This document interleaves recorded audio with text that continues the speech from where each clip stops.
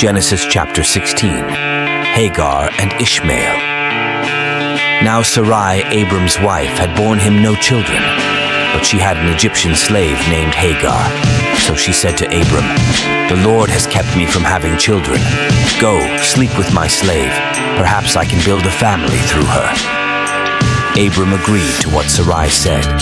So after Abram had been living in Canaan 10 years, Sarai his wife took her Egyptian slave Hagar and gave her to her husband to be his wife.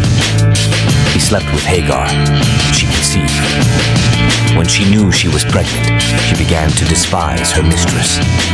Then Sarai said to Abram, "You are responsible for the wrong I am suffering. I put my slave in your arms, and now that she knows she is pregnant, she despises me. May the Lord judge between you and me." "Your slave is in your hands," Abram said. "Do with her whatever you think best." Then Sarai mistreated Hagar, so she fled from her.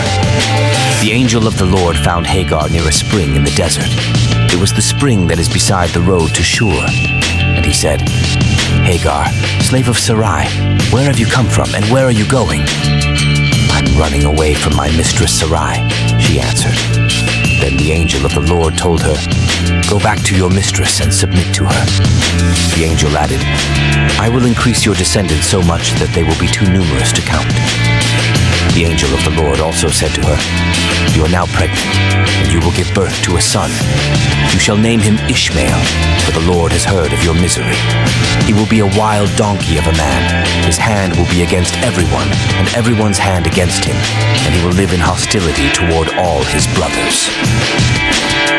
She gave this name to the Lord who spoke to her, "You are the God who sees me." For she said, "I have now seen the one who sees me." That is why the well was called Bir Lahai Roi. It is still there between Kadesh and Bered. So Hagar bore Abram a son, and Abram gave the name Ishmael to the son she had born. Abram was 86 years old when Hagar bore him Ishmael.